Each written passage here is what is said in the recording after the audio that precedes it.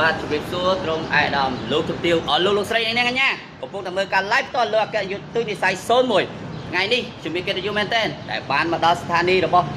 ប្រុសពៅបាទដែលមានឈ្មោះថា60ម៉ែត្រលើ60ម៉ែត្របើសិនជាបងប្អូនជិះកាត់មកតាមស្ពានច្បារអំពៅគឺបងប្អូនអាចឃើញគាត់ហើយនៅខាងស្ដាំដៃបាទអញ្ចឹងថ្ងៃនេះតើសេវាកម្មរបស់ស្ថានីយ៍គាត់មានអ្វីខ្លះជួបនឹងជាមួយនឹងផ្នែកគេអូនផ្នែកផ្នែកខាងកាហ្វេค่ะផ្នែកខាងកាហ្វេអូខេឥឡូវរៀបរាប់ពីសេវាកម្មនៅខាងយើងមានអីគេខ្លះប្រាប់ទស្សនិកជនខ្ញុំឈ្មោះអីហើយធ្វើការនៅហ្នឹងមានបទពិសោធន៍អីខ្លះប្រាប់គាត់តោះអូខេសូមបងប្អូនអរគ្នាថ្ងៃនេះអត់អីទេបាច់ខ្លាចទេវាភ័យនៅខ្ញុំឈ្មោះសេពេញខ្ញុំធ្វើខាងផ្នែកកាហ្វេនៅខាងក្នុងហើយនឹងជួយរៀបរាប់ពីសេវាកម្មខាងយើងជាមួយនឹងរៀបរាប់ប្រេងម៉ាស៊ីនអីចឹងណាអូខេតោះយើងតោះខាងយើងមានអីគេខ្លះខាងយើងមានដូចជាសេវាកម្មបោកពូកប៉ូលាលាងម៉ាស៊ីនស្ទីមបាញ់បាតដូរប្រេងម៉ាស៊ីនដូរប្រេងប្រាំងដូរប្រេង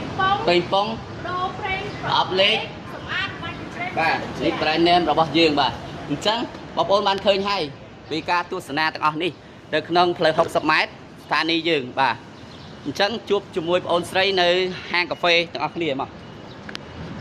នៅហាងកាហ្វេយើងមានប្រូម៉ូសិនអីខ្លះហើយមានអីគេខ្លះក្រុមការងារបាទអូខេបាទតោះឥឡូវយើងនិយាយពីសេវាកម្មកាហ្វេសិនមានអីគេខ្លះ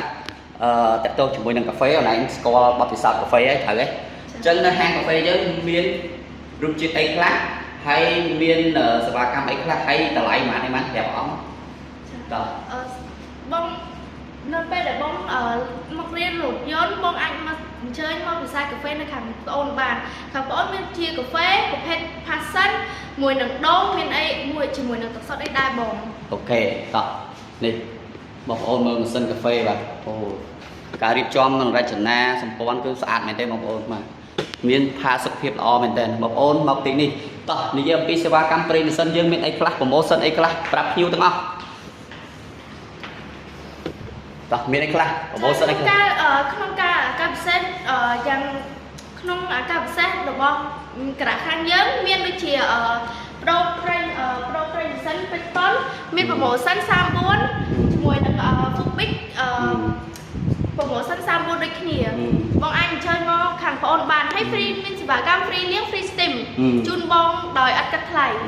អីគេទៀតតោះនិយាយរាប់អស់មកមើលប្រេងម៉ាស៊ីនកន្លែងយើងមានតម្លៃប៉ុន្មានខ្លះអីប៉ុន្មានខ្លះ